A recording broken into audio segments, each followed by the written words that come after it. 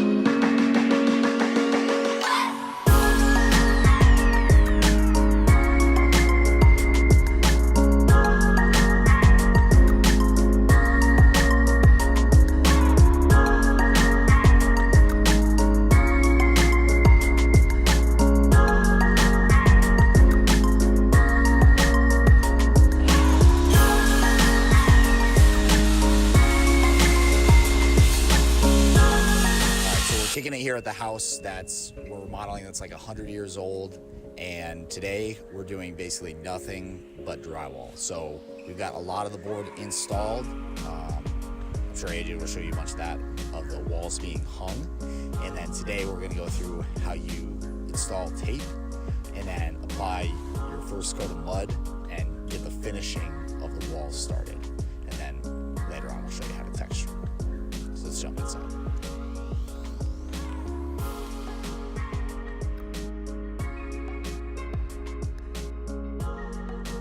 All right, so you've seen this room with, you're good, you can come in and out and stuff as you need to, yeah. So you've seen this room with just the furring strips on it, and now, obviously, we got 1/2-inch drywall over everything.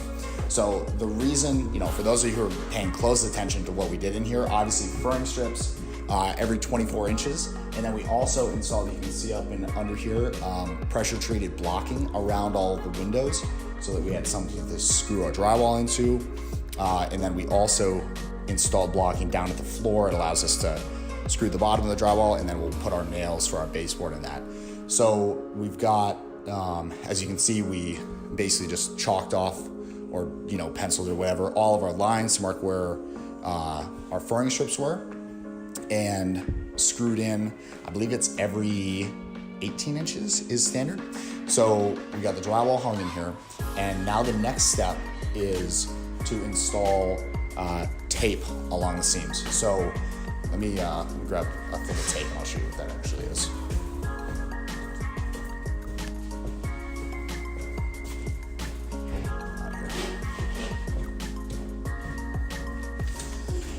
So a lot of time in construction, we give things funny names.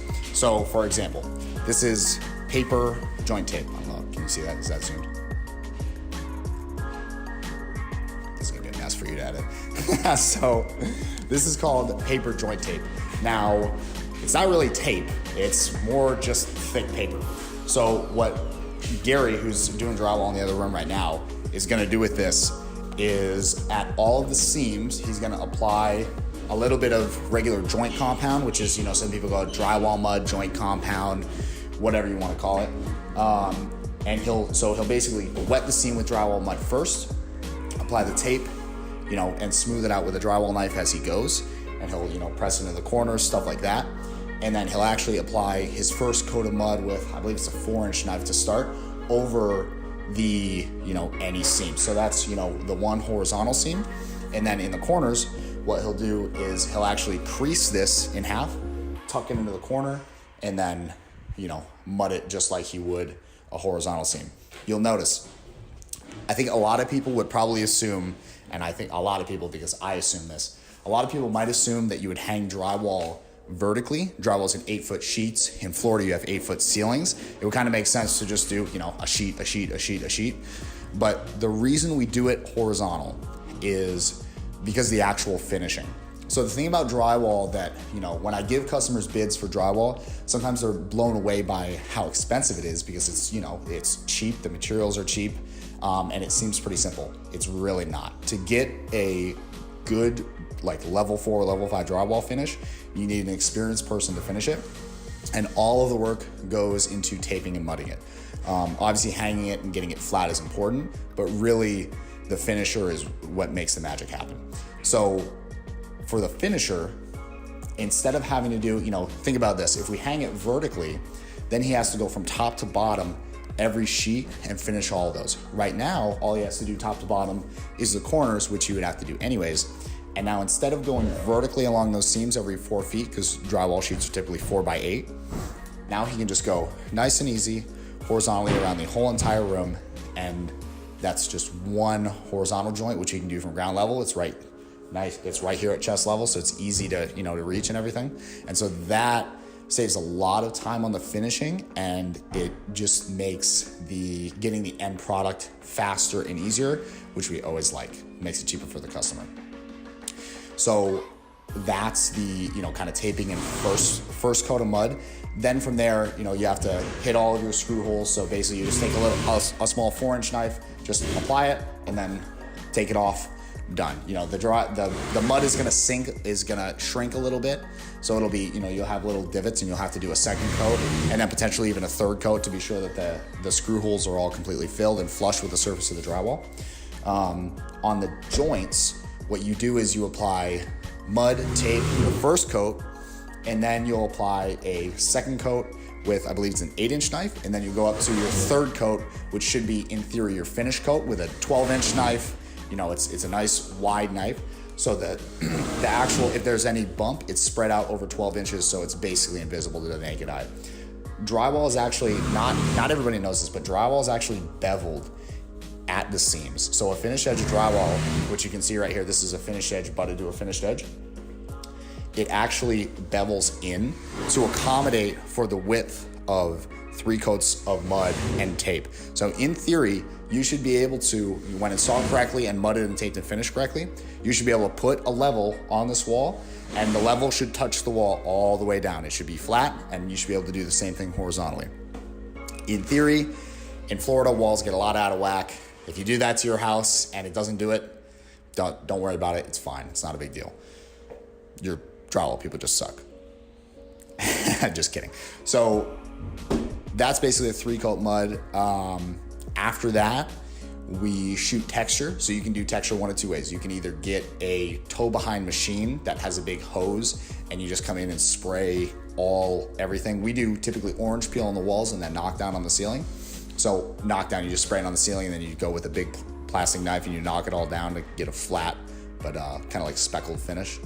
On the walls, it's just a light orange peel. So it's literally just basically blobs of thin drywall mud all over the wall. And it gives it, it hides any imperfections, it's, again, in Florida, it's difficult to get drywall perfect because your walls can get so wacky and out of square.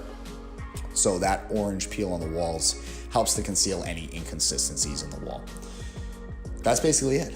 As far as how you apply drywall and mud and finish it, I am gonna be honest, I'm hoping AJ gets a lot of good shots of people doing it so that you can actually see what it looks like. We'll hold off on putting this video out until he has the footage to do that.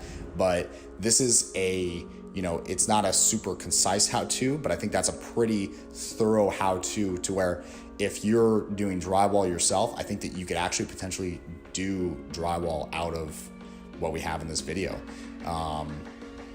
That's basically it. All you really need is the materials, so the drywall, the tape, the mud, and you need a set of drywall knives. That's all you really need to do drywall, and the know-how, obviously. That's where we come in. So thank you for watching, and peace.